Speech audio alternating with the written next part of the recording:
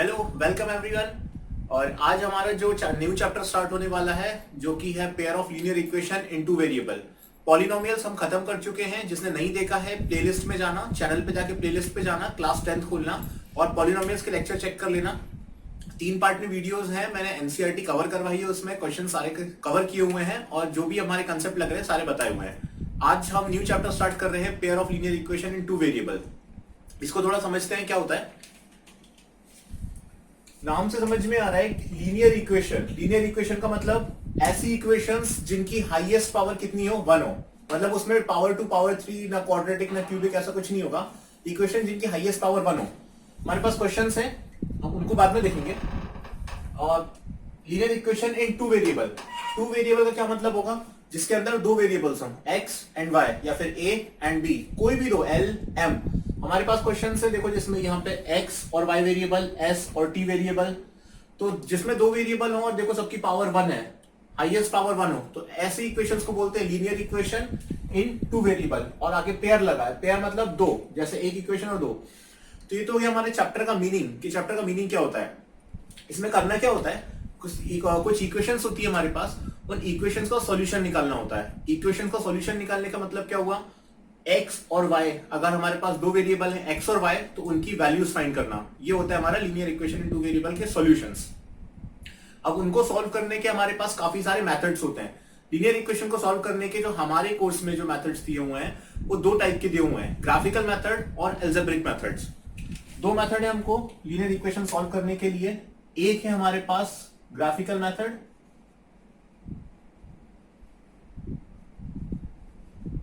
और दूसरा है हमारे पास एल्जेब्रिक मेथड।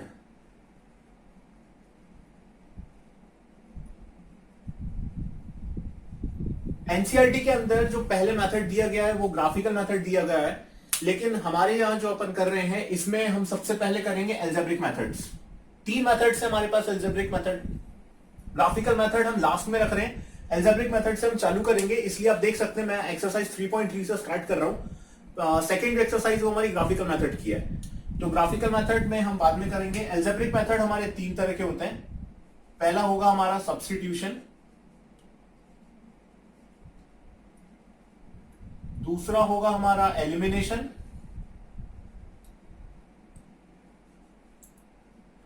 और तीसरा होगा हमारा क्रॉस मल्टीप्लिकेशन।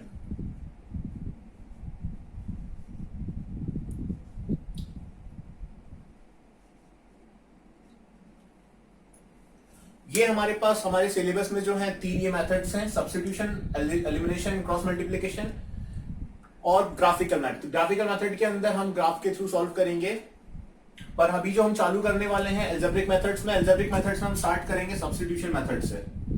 सब्स्टिट्यूशन मेथड्स के ही मैंने यहाँ पे क्वेश्चन लिखे हुए हैं और इन्हीं को हम सॉल्व करना सीखेंगे। मेथड क्या होता है, कैसे क्वेश्चन सॉल्व करते हैं। अच्छा, एक चीज और, ये जो चैप्टर है ये आपके बोर्ड के पॉइंट ऑफ व्यू से बहुत इंपॉर्टेंट चैप्टर है। 4 मार्क्स का 100% इसमें से क्वेश्चन आएगा ही आएगा, ये फिक्स है। तो इसको बहुत अच्छे से करना, चैप्टर को मैथड्स देख लेना। और बेसिकली इसके अंदर स्टोरी प्रॉब्लम ज्यादा आती हैं, तो पहले चीजें समझो कैसी होती हैं, देन हम स्टोरी प्रॉब्लम्स पर भी आएंगे। तो अभी हम स्टार्ट करें substitution method.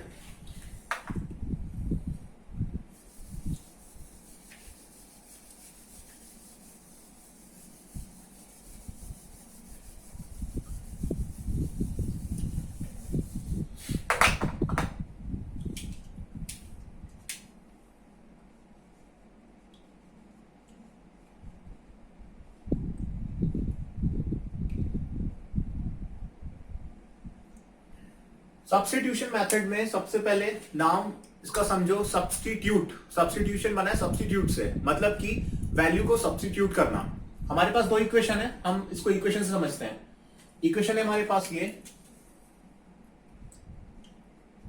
x plus y equals to 14 और दूसरी इक्वेशन है मेरे पास x minus y equals to 4। Substitution का मतलब ये होता है, दोनों इक्वेशन में से इसको मैंने नाम दे दिया इक्वेशन 1, इसको नाम दे दिया इक्वेशन 2। अब करना क्या है, पहली इक्वेशन में से किसी एक वेरिएबल की वैल्यू निकालना है और उस एक वेरिएबल की वैल्यू को दूसरे वाली इक्वेशन में पुट करना है। यही हमारा सब्स्टिट्यूशन। दूसरे वाली इक्वेशन में पुट करेंगे, पहले वाले में से एक वैल्यू निकाल के दूसरे, अब वो किसी की भी वैल्यू निकाल सकते हो, आप चाहो तो x की वैल्यू निकाल लो, आप चाहो तो y की वैल्यू निकाल लो, आप x y में से किसी की भी वैल्यू निकालो और जो वैल्यू निकालोगे उसको इक्वेशन 2 में पुट करो, उससे हमारे एक वेरिएबल का आंसर आएगा, फिर वो आंसर की वैल्यू वापस से उठा के हम इक्वेशन 1 में पुट कर देंगे तो हमारे दूसरे वेरिएबल का भी आंसर निकल आएगा। तो ये है हमारा सब्स्टिट्यूशन मेथड। इसको देखते हैं कैसे करेंगे। पहले वाली इक्वेशन में से मैं वैल्यू निकाल लेता हूं, x की या y की, x की निकाल लेता हूं, किसी की भी निकाल सकते हो, जरूरी नहीं किसी एक की पर्टिकुलरली कि x की ही निकालना है, y की भी निकाल सकते हो, पर मैं इसमें से निकाल रहा हूं from equation 1 x equal to क्या आएगा 14 माइनस वाई, वाई इधर प्लस में, राइट हैंड साइड जाएगा तो माइनस में हो जाएगा। अब ये जो मेरे पास x निकल के आया ना फर्स्ट इक्वेशन में से, इस फर्स्ट वाली इक्वेशन के x को, इसको उठा के मैं यहां सेकंड वाले में पुट कर दूंगा, ये जो इस प्लेस की जगह, सेकंड वाली इक्वेशन में x की जगह पर क्या होगा, देखो इस वाले में पुट करूंगा, ऐसा लिख दूंगा मैं, putting the value of x in equation 2, second equation में पुट करूंगा, क्या आएगी देखो, x की जगह पे 14 माइनस वाई, एक्स को मैं पुट कर रहा हूं 14 माइनस वाई से, माइनस वाई साथ में पहले का ही लिखा हुआ है तो माइनस वाई को मैं चेंज नहीं करूंगा, सिर्फ मैंने x की वैल्यू पुट करी है, इक्वल्स टू लिखा हुआ है 4। अब मैं इसको सॉल्व करूंगा तो ये 14 माइनस वाई माइनस 2y बचेगा, इक्वल्स टू हो जाएगा 4। अभी क्या ये 14 इधर प्लस में, राइट हैंड साइड लेके जाता हूं माइनस हो जाएगा, माइनस 2y यहां पर है, 4 पहले से ही है, 14 उधर गया तो माइनस 14 हो गया। अब कितना होगा ये, माइनस 2y है, इक्वल्स टू 4 माइनस 14 मुझे दे देगा माइनस का 10, माइनस माइनस भी कैंसिल हो गया और ये 10/2 हो जाएगा और अल्टीमेटली ये बचेगा 5, 2 5 से 10 हो जाएगा। अभी आधा काम हुआ, y की वैल्यू कितनी आई 5। अब इस y की वैल्यू को, ये जो मेरा y इक्वल टू 5 आया है ना, इसको वापस से उठा के मैं किस में रख दूंगा, फर्स्ट वाले में, यहां पे जो y की जगह पे इधर रख दूंगा मैं, देख लो यहां पे देख लेते हैं, x है, मैं ऐसा लिखूंगा, पुटिंग y इक्वल टू कितना है मेरे पास 5 इन इक्वेशन 1, ऐसा पूरा लिख दूंगा मैं। तो y इक्वल टू 5 में इक्वेशन 1 में पुट करूंगा तो क्या हो जाएगा, x मेरे पास लिखा हुआ है इस बार, प्लस लगा हुआ है, y की जगह मैं 5 रखूंगा, इक्वल्स टू है मेरे पास 14, तो x इक्वल टू 14, ये 5 उधर प्लस में था, इधर आके माइनस में हो गया, तो x इक्वल टू क्या मिल गया मेरे पास 9, तो ये x निकल आ गया, ये y निकल आ गया। ये होता है हमारा सब्स्टिट्यूशन मेथड। एक बार देख लो पूरा अच्छे से उसको, किस तरह से करना है। पहले में से एक की वैल्यू निकाल के दूसरे में रखना है, ये निकाली मैंने, इक्वेशन 1 में से मैंने x की वैल्यू निकाली, x की वैल्यू को निकाल के मैंने किस में रखा, इक्वेशन 2 के x में, इक्वेशन 2 के x में रख के उसको सॉल्व किया तो एक वेरिएबल की वैल्यू आ गई किसकी, y की, y की वैल्यू 5 आई, इस y की वैल्यू 5 जो आई है इसको वापस से इक्वेशन 1 में पुट कर दिया, इक्वेशन 1 में y की वैल्यू पुट करी तो मेरे पास x की वैल्यू निकल के आ गई। ये होता है सब्स्टिट्यूशन मेथड, एक की वैल्यू को दूसरे वाली इक्वेशन में सब्स्टिट्यूट करना, इसी को कहते हैं सब्स्टिट्यूशन मेथड। ये इसका सबसे छोटा क्वेश्चन था। आइए इसके आगे क्वेश्चन देखते हैं।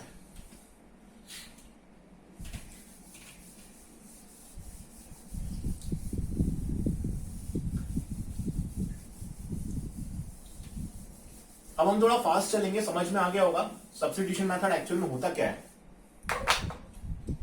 देखो सेकंड वाला लिखा है s minus t equal to 3, ये लिखा हुआ है मेरा s minus t equal to 3, और दूसरा लिखा हुआ है s upon 3 plus t upon 2 equals to 6। Substitute करना है ना, सब्स्टिट्यूट करते हैं। पहले काम करते हैं, इसको थोड़ा सा ना सिंप्लीफाई कर लेते हैं इस इक्वेशन को। वो फ्रैक्शन ना कंफ्यूज भी कर सकता है, और कंफ्यूज नहीं करेगा तो बाद में जब कैलकुलेशन आप वैल्यू पुट करोगे ना तो उस टाइम प्रॉब्लम करेगा। तो हम इसको एलसीएम लेंगे तो एलसीएम हो जाएगा मेरे पास 6, ये बचेगा 2s, ये बचेगा 3t इक्वल्स टू हो जाएगा 6, ये 6 से डिवाइड में उधर पहुंचा देता हूं, मल्टीप्लाई हो जाएगा, यहां क्या बचेगा 2s plus 3t equals to बचा 6 6 36। ये रही मेरी इक्वेशन 1, और इसको बोल रहा हूं मैं इक्वेशन 2। इक्वेशन 2 वही है, इसको सॉल्व करके थोड़ा सिंप्लीफाई कर लिया मैंने, क्योंकि मुझे फ्रैक्शंस नहीं चाहिए। चाहो तो वहीं पे भी सॉल्व कर सकते हो, आंसर तब भी आएगा, बट ये उस केस में शायद उलझ जाओ। तो ठीक है, पहले वाले में से मैं वापस से वैल्यू निकालता हूं, मैं s की वैल्यू निकाल लेता हूं। s इक्वल टू क्या मिल जाएगा, 3 प्लस टी मिलेगा मुझको, टी या माइनस में इधर आएगा तो प्लस हो जाएगा। वापस से लिखूंगा, putting the value of s in equation 2। s की वैल्यू को यहां से उठा के मेरे पास जो इक्वेशन 2 का s है वहां पे रखूंगा, ठीक है। जब वहां पे रखूंगा मैं, तो 2 तो है, s कितना आया 3 प्लस टी, ये 3 प्लस टी रखा मैंने, और उसके साथ यहां पे लिखा हुआ है प्लस 3t इक्वल्स टू 36। 2 का मल्टीप्लाई कर दूंगा अंदर, 3 2 हो जाएगा 6, ये बचेगा 2t plus 3t equals to हो जाएगा 36। अब 6 तो लिखा हुआ है, 3t प्लस 2t हो जाएगा 5t इक्वल्स टू हो जाएगा 36। 5t 6 यहां प्लस में इधर साइड जाएगा तो माइनस हो जाएगा, 36 में से 6 माइनस करूंगा तो कितना बचेगा, 30 बचेगा। t इक्वल टू क्या आ जाएगा, 30/5, और अल्टीमेटली क्या दे देगा 6। तो t इक्वल टू कितना बचा मेरे पास 6। अब फिर से वही काम करूंगा, putting the value t equal to 6 in equation 1, वापस से 1 में रखता हूं, इस वाले में रख देता हूं। एक की वैल्यू आई, उसको उठा के इस वाले में रखा, तो s इक्वल्स टू मेरे पास क्या था 3 प्लस t, t कितना आया 6 आया, s इक्वल टू क्या मिलके आ जाएगा 9। तो ये सेकंड वाला भी खत्म हो गया, देख लो एक बार। कुछ नहीं करना, बेसिक है, एक की वैल्यू को दूसरे में पुट करते जाना है और हमारे पास आंसर्स आते रहेंगे एक के बाद एक। इसमें चाहते तो यहां पर ही पुट कर सकते थे, मैंने एलसीएम लेना ज्यादा सही समझा, क्योंकि उसमें मेरे पास जो इक्वेशन थी वो फ्रैक्शन वेक्शन का फॉर्म खत्म हो गया, p/q के फॉर्म में वो नहीं बची।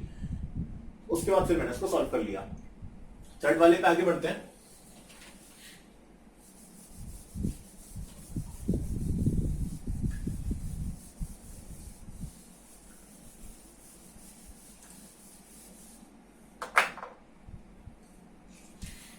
किसी क्वेश्चन में अगर प्रॉब्लम आए तो मुझे नीचे कमेंट जरूर कर देना।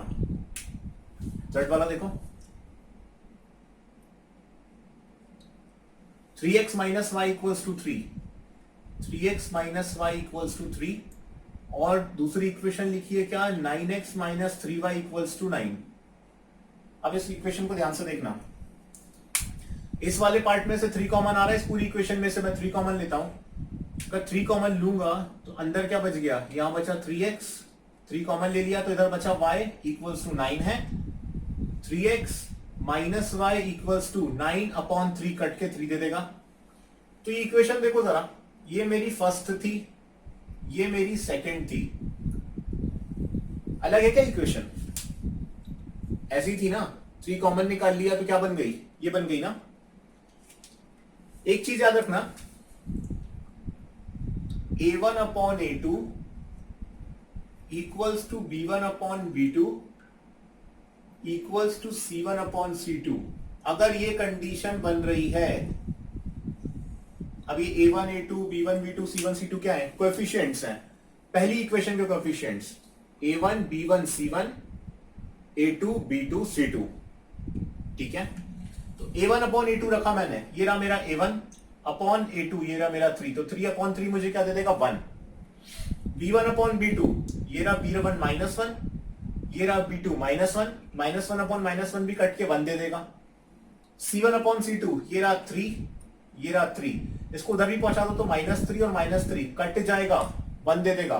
तो तीनों आपस में इक्वल आ रहे हैं, a1/a2 is equal to b1/b2 is equal to c1/c2, तीनों 1 आ रहे हैं।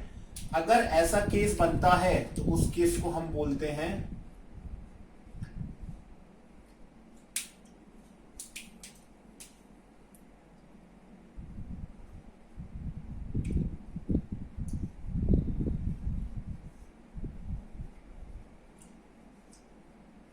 उस पर्टिकुलर केस को इनफाइनाइटली मेनी सॉल्यूशंस, मतलब इस इक्वेशन का एक सॉल्यूशन नहीं होगा, इसके इनफाइनाइटली मेनी सॉल्यूशंस होंगे। हमें हर अलग अलग वेरिएबल पे हमें अलग अलग वैल्यू मिलेगी उसकी। इसका पर्टिकुलर एक सॉल्यूशन नहीं होगा। हमने जो पहला वाला क्वेश्चन करा और सेकंड वाला क्वेश्चन करा, यूनिक वैल्यू मिल रहा था, मतलब यूनिक सॉल्यूशन मिल रहा था। पर्टिकुलरली एक सॉल्यूशन, एक एस की वैल्यू, एक टी की वैल्यू, उधर पर भी एक एक्स की वैल्यू, एक वाई की वैल्यू। बट यहाँ पे केस क्या बन रहा है, ये केस बन रहा है। ये केस जहां पर भी आएगा उस पर्टिकुलर केस में क्या होंगे, इनफाइनाइटली मैनी सॉल्यूशंस। हम इसके बारे में ज्यादा बात तब करेंगे जब हम ग्राफिकल मेथड पढ़ेंगे। अभी सिर्फ इतना ध्यान रखो कि अगर ऐसा कोई केस बनता है तो उस केस में क्या होता है, इनफाइनाइटली मैनी सॉल्यूशंस होते हैं।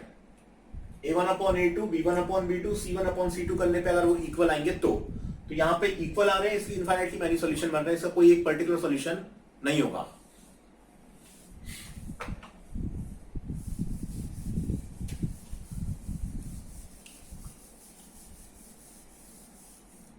आगे बढ़ते हैं। फोर्थ वाला देखो, डेसिमल में है 0.2x, 0.2x plus 0.3y equals to 1.3। Second है 0.4x plus 0.5y equals to 2.3। दो इक्वेशन है, डेसिमल के फॉर्म में है, पर हमें अपने बेसिक्स पे रहना है। देख के क्वेश्चन को कभी भी देख के कुछ ऐसा नहीं सोचना है कि ये क्वेश्चन बनेगा कि नहीं बनेगा, ये कैसा क्वेश्चन है, ऐसा कुछ नहीं सोचना है। डेसिमल है, उसी तरीके से हम सॉल्व करेंगे। इक्वेशन 1 नाम दे देंगे, इसको इक्वेशन 2 नाम दे देंगे। पहले वाले में से किसी एक की वैल्यू निकाल के दूसरे वाले में पुट करना है। किसकी वैल्यू निकाल लेता हूं, चलो x निकाल लेता हूं वापस से। x की वैल्यू निकालता हूं मैं, हम लिख देंगे फ्रॉम इक्वेशन 1 वी गेट। अगर मैं पहले वाले में से x की वैल्यू निकालूं तो कितनी आएगी, ये देखो, ये 0.3y या प्लस में इधर आएगा तो क्या हो जाएगा, माइनस 1.3 के साथ क्या हो जाएगा 0.3y माइनस 0.2 x के साथ मल्टीप्लाई में इस साइड आएगा तो क्या हो जाएगा, डिवाइड, और इधर क्या बच जाएगा, सिर्फ x। ये आ गई मेरी x की वैल्यू पहली वाली इक्वेशन में से। कुछ नहीं करा, ये 0.3 उधर के माइनस हो गया और 0.2x था, 0.2 यहाँ मल्टीप्लाई में था, इधर साइड आएगा तो डिवाइड हो जाएगा और उधर साइड सिर्फ मेरा खाली x बच जाएगा। तो ये x की वैल्यू आ गई। अब जैसा कि मैंने बताया हुआ है, इस x की वैल्यू को हम किस में पुट करेंगे, इक्वेशन 2 की x की प्लेस पे। तो इक्वेशन 2 में जहां x की प्लेस है वहां पर हम इसको पुट कर देते हैं। 0.4 पहले से ही है, लिख लेते हैं। अच्छा, putting the value of x इन किसमें, इक्वेशन 2। इक्वेशन 2 में जब पुट करूंगा इसकी वैल्यू को तो 0.4 तो पहले से ही है मेरे पास, इंटू x की प्लेस पे क्या पुट कर रहा हूं, ये पूरा पुट कर रहा हूं, तो ये हो जाएगा 1.3 माइनस 0.3y ब्रैकेट में, होल अपॉन में क्या है 0.2। बाकी क्या लिखा है, बाकी एज इट इज लिखा रहेगा, जहां पर भी x होगा वहां पर वैल्यू पुट होगी 2.3। अब देखो 0.2 और 0.4, यहां कितना बचेगा, ये कट जाएगा तो इससे यहां पे 2 बचेगा।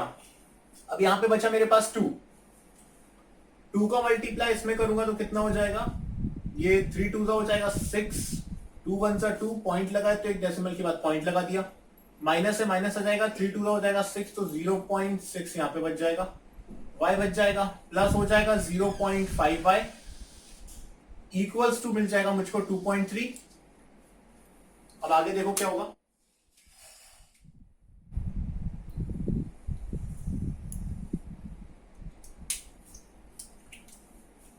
पॉइंट 5 में से 0.6 माइनस करूंगा, 0.5 में से 0.6 माइनस करूंगा तो कितना बचेगा भाई, 6 है, 5 है, 0.1 बचेगा, लेकिन किसका, माइनस का, क्योंकि 0.6 बड़ा है 0.5 से, तो यहाँ पे -1 बचेगा मेरे पास। और यहाँ पे मेरे पास इक्वल्स टू में 2.3 है और यहाँ पे प्लस में कितना है 2.6, इतना है। इसको थोड़ा नीचे लिख देता हूं,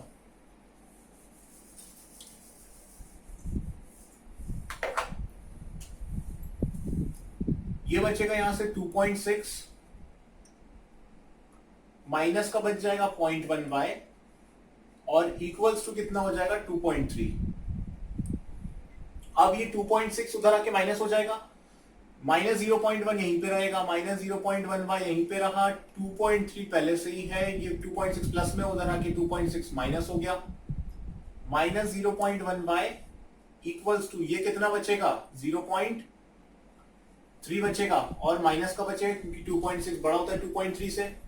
अब y इक्वल्स टू क्या हो जाएगा -0.3 अपॉन में 0.1, माइनस का माइनस कट गया, पॉइंट कट गया, तो y इक्वल्स टू क्या आ गया 3 आ गया। y इक्वल्स टू 3 उठा के वापस से मैं क्या रख दूंगा, ये जो मैंने यहां पे x की वैल्यू निकाली थी, इस y को उठा के जब मैं यहां रखूंगा तो मेरे पास वैल्यू क्या मिल जाएगी, देखो x इक्वल टू 1.3 था मेरे पास, माइनस 0.3 इंटू 3 करूंगा तो 0.9 हो जाएगा, अपॉन में कितना है 0.2 है। 1.3 में से 0.9 मुझे माइनस करना है तो कितना हो जाएगा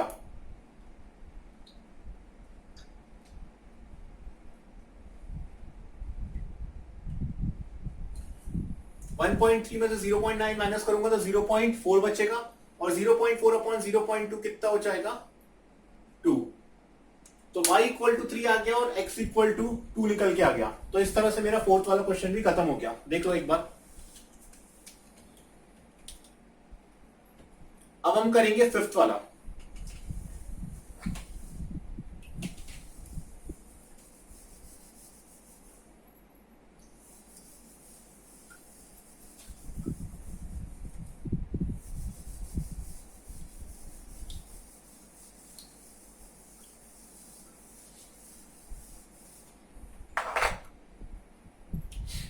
फिर देखो क्या है, रूट में है √2x plus √3y equals to 0, और ये दे रहा है √3x minus √8y equals to 0। काम वही करना है, ये मेरे पास इक्वेशन 1 है, ये मेरे पास इक्वेशन 2 है, एक की वैल्यू को निकालना है और दूसरे वाली इक्वेशन की वैल्यू में रखना है। इस बार मैं 2 से निकाल लूं क्या, जरूरी है हमेशा 1 से निकालूं, मैं 2 से निकाल लेता हूं। मैं इस बार इक्वेशन 2 से वैल्यू निकालता हूं, फ्रॉम इक्वेशन 2 वी गेट, चाहो तो 1 से भी निकाल सकते हो, बात एक ही है, कोई फर्क नहीं पड़ेगा। अभी तक हम 1 से निकाल रहे थे तो उसमें 2 से निकाल के देखते हैं। एक्स की वैल्यू क्या आएगी 2 वाले में से, ये माइनस √8y है, इस साइड आएगा तो प्लस √8y हो जाएगा, होगा। √3 या मल्टीप्लीकेशन में है, राइट हैंड साइड जाएगा तो डिवाइड में हो जाएगा, और यहां पे अकेला क्या बच जाएगा x बच जाएगा। √3x था माइनस √8y था, ये राइट हैंड साइड गया तो प्लस √8y हो गया। √3x से मल्टीप्लाई में था, राइट हैंड साइड जाएगा तो डिवाइड हो जाएगा, 8 नहीं आएगा, सॉरी यहां पे आ जाएगा √3 आएगा। तो x की वैल्यू ये आ गई मेरे पास। अब इस x की वैल्यू को क्योंकि मैंने किस में से निकाला है, सेकंड वाले में से निकाला इस बार।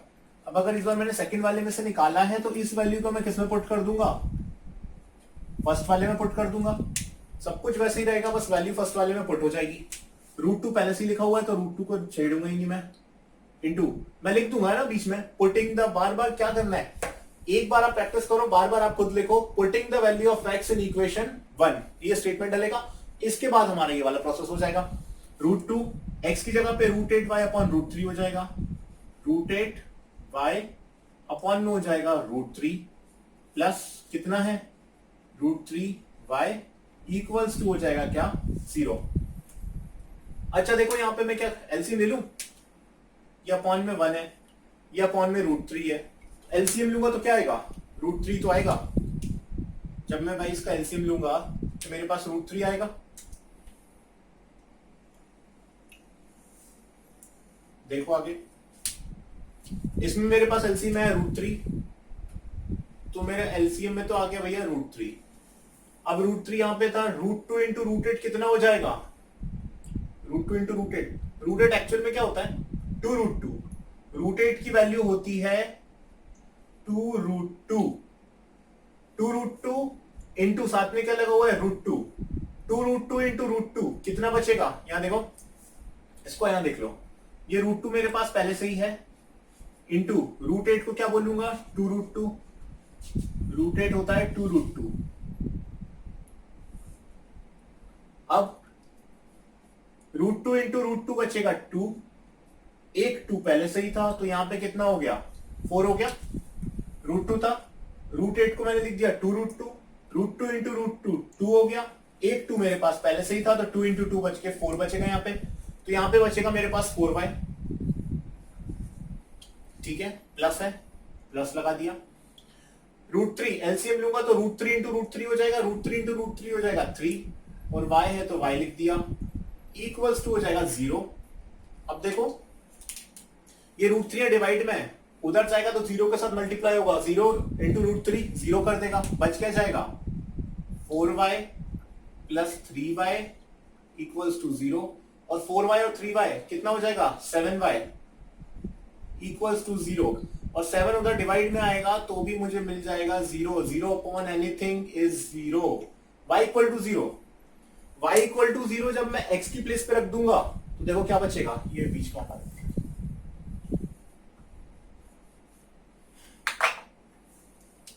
y की वैल्यू 0 मैंने उठा के x की प्लेस पे रखी तो क्या बच जाएगा मेरे पास √8 इंटू 0 0, 0 अपॉन √3 0, तो x भी मेरा कितना निकल के आ गया 0। ये हो गया हमारा रूट वाला, एक हो गया हमारा डेसिमल वाला। फ्रैक्शन वाला वैसे हम एक देख चुके हैं, यहां पे एक और लिखा है, इसको यार खुद से ट्राई करना, कोई दिक्कत नहीं है इसमें। देखो इस वाले को समझ लो, यहां पे 6 बनेगा एलसीएम में, यहां पे भी 6 आएगा एलसीएम में, इसका एलसीएम लेके 6 का मल्टीप्लाई इसके साथ करेंगे तो -12 हो जाएगा, इधर पे भी एलसीएम में 6 आएगा, 6 का मल्टीप्लाई यहां करूंगा तो 6 और ये वाला 6 कट जाएगा, इसका एलसीएम लूंगा तो 6 आया, और इस 6 को मैं उठा के यहां पे कर दूंगा मल्टीप्लाई तो -2 के साथ 6 का मल्टीप्लाई हो जाएगा। सिमिलरली इस वाले के अंदर 3 और 2 का एलसीएम फिर से 6 आएगा, इस 6 को वापस से मैं यहां पे जब मल्टीप्लाई करने लाऊंगा तो इधर भी कट जाएगा, तो यहाँ पे बचेगा -12, यहाँ पे बचेगा 13, और बीच की जो वैल्यू बच जाएगी उसमें सब्स्टिट्यूशन लगा लेना, करके देख लेना। 5 क्वेश्चन बहुत है मेरे हिसाब से, आ जाएगा समझ में, नहीं आए तो कमेंट कर देना, मैं फिर बता दूंगा नेक्स्ट लेक्चर में। लास्ट वाला क्वेश्चन देख लेते हैं। एक ही एक चीज कर रहे हैं, एक ही वैल्यू को उठा के दूसरे में रखना, वापस रखना, बार बार रखना, इसको जितना ज्यादा प्रैक्टिस करोगे उतनी जल्दी है आ जाएगा आपको समझ में, और इतना कुछ हार्ड चीज नहीं है। समझने वाली बात होती है, जितनी जल्दी समझ जाओगे उतनी जल्दी क्वेश्चंस कर पाओगे, और जितने ज्यादा क्वेश्चन करोगे उतने अच्छे आप मास्टर हो जाओगे। सॉल्व करना है 2x plus 3y equals to 11 and 2x minus 4y equals to -24, तो इनको लिख लेते हैं पहले। 2x plus 3y equals to 11, दूसरी इक्वेशन क्या लिखी है 2x minus 4y, 2x minus 4y equals to minus का 24, ये दो इक्वेशन है मेरे पास, इनको सॉल्व करना है। Hence find the value of m, वो बात का काम है, उसको बाद में देखते हैं, पहले इनको सॉल्व कर लेते हैं। सॉल्व का बोल रहा है ना, तो वही हम फिर से लगाएंगे, इसको बोल देंगे इक्वेशन 1, इसको बोल देंगे इक्वेशन 2, और इसमें वापस से हम क्या लगाने वाले हैं, सब्स्टिट्यूशन लगाएंगे। इस बार फिर से मैं काम करता हूं ना, इक्वेशन 2 से निकाल लेता हूं, फ्रॉम इक्वेशन 2 वी गेट, क्या मिलेगा मुझको इक्वेशन 2 से, देखो यहां पे 2x है, रहने दिया, -4y या माइनस में राइट हैंड साइड जाएगा तो प्लस हो जाएगा, -24 पहले से ही है वहां पे, ये -4y उधर गया तो +4y हो गया, और अच्छे से देखिए ये 2 यहां पे मल्टीप्लाई में इधर आएगा तो डिवाइड हो जाएगा, तो x equal to -24 plus 4y upon में क्या हो जाएगा 2। अच्छा एक चीज और देखो, इस ऊपर वाले पार्ट से 2 कॉमन आ रहा है, 24 में से भी 2 आ रहा है, 4 में से भी 2 कॉमन आ रहा है, तो 2 कॉमन ले लेता हूं, x इक्वल टू क्या बचेगा, 2 कॉमन लिया तो ये हो जाएगा -12 प्लस 2y, और जो 2 कॉमन लिया था वो 2 इस वाले 2 से कैंसिल आउट हो जाएगा, तो मेरे पास ये बच जाएगी x की वैल्यू। अब इस x की वैल्यू को उठा के किसमें रखना है, क्योंकि मैंने इक्वेशन 2 से वैल्यू ली है, अगर मैंने इक्वेशन 2 से वैल्यू ली है तो ये वाली वैल्यू कहां पुट होने वाली है, मेरी 1 के अंदर पुट होगी, तो इसको उठा के मैं 1 में पुट कर देता हूं, मेरे पास यहाँ 2 है पहले से ही, वो पूरा स्टेटमेंट वापस लिखाएगा, मैं हर क्वेश्चन में नहीं लिखवा रहा हूं, मैंने फर्स्ट वाले क्वेश्चन में समझा दिया है, सेकंड में भी हमने लिखा है, putting the value of x in equation 1 ऐसे लिखेंगे, उसके बाद फिर यहां से आएगा 2, x की जगह क्या पुट करना है, -12 प्लस 2y, साथ में क्या लिखा है 3y इक्वल्स टू क्या है 11। अभी देखो आगे क्या होगा, 2 का मल्टीप्लाई इसमें कर देता हूं, 12 2 हो जाएगा माइनस का 24, ये हो जाएगा -24, और इधर साइड करूंगा तो ये हो जाएगा +4y और +3y लिखा ही हुआ था, इक्वल्स टू 11 लिखा हुआ है। 4y + 3y कितना हो जाएगा 7y होगा, बिल्कुल होगा। ये 11 इधर है, ये -24 है, उधर आके +24 होगा। 7y इक्वल्स टू क्या मिलेगा, 11 + 24 कितना हो जाएगा 35, तो y इक्वल्स टू क्या मिल जाएगा 35/7, 7 5 सा 35 हो जाएगा, तो y इक्वल टू मिल गया मुझको 5। अब क्या करना है, putting the value of y in equation 3, इसको 3 नाम दे दो, इस वाले को 3 नाम दे दो, और हम y की वैल्यू को किस में रख देंगे, इक्वेशन 3 में रख देंगे, ऐसा लिखेंगे putting the value of y in equation 3।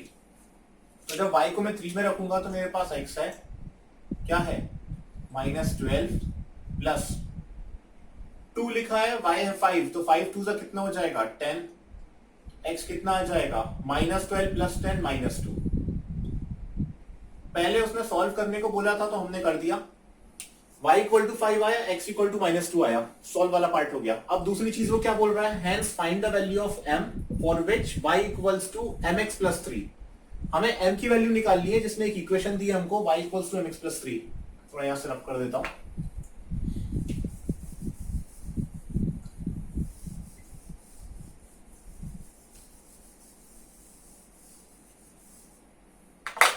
देखो x और y आ गए मेरे पास। अब मुझे एक इक्वेशन दी है, क्या इक्वेशन है, y = mx + 3, y = mx + 3 लिखा हुआ है, इसमें मुझे m की वैल्यू निकालनी है। अगर मुझे m की वैल्यू निकालनी है तो कुछ नहीं करना, ये x और y जो मेरे पास आए हैं, इन x और y को यहां पे मैं x और y की जगह पे पुट कर दूंगा और मेरी वैल्यू निकल आएगी। देखो कैसे, x की जगह पुट करूंगा -2, y की जगह पुट करूंगा 5, जहां पे y है मैंने पुट कर दिया 5, और x की जगह पे क्या पुट कर रहा हूं -2 और +3 लिखा हुआ है।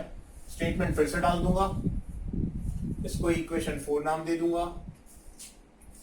Putting the value of x and y in equation 4 we get 5 = m - 2 + 3, कितना होगा 5 = ये -2 × m -m -2m बचेगा, और यहाँ पे +3 बचेगा। अब देखो ये 3 यहाँ प्लस में है, उधर जाएगा तो माइनस हो जाएगा, तो 5 - 3 = -2m। 5 - 3 कितना बचेगा 2 बचेगा, equals to -2m। m equals to क्या बचेगा 2/-2 यानी कि -1। तो मेरी m की वैल्यू कितनी निकल के आ गई -1। तो ये एक्सरसाइज 3.3 के हमारे स्टार्टिंग के क्वेश्चंस थे जो मैंने यहाँ पे लिए थे। बचे हुए जो क्वेश्चंस है वो हमारी स्टोरी प्रॉब्लम्स हैं, और स्टोरी प्रॉब्लम्स इंपॉर्टेंट है। मैं पहले बता दूं आपको, एग्जामिनेशन में ज्यादा स्टोरी प्रॉब्लम आएंगे। 4 मार्क्स में आपको लीनियर इक्वेशन से एक स्टोरी प्रॉब्लम 100% मिलेगी। तो नेक्स्ट जो इसका पार्ट होने वाला है वो हम सब्स्टिट्यूशन ही रखेंगे, और जितनी भी स्टोरी प्रॉब्लम हमारे पास इस एक्सरसाइज की बची है वो सारी उसमें कवर करेंगे। तो नेक्स्ट लेक्चर जरूर देखना। अगर कोई डाउट हुआ हो पूरे इस बार में, आज के लेक्चर में अगर कोई डाउट हुआ हो तो नीचे कमेंट मुझको जरूर कर देना, ठीक है। और वीडियो को लाइक कर देना, फ्रेंड्स में शेयर कर देना, चैनल सब्सक्राइब नहीं किया हो तो सब्सक्राइब भी कर लेना। मिलते हैं नेक्स्ट वीडियो में, तब तक पढ़ते रहो आप सब।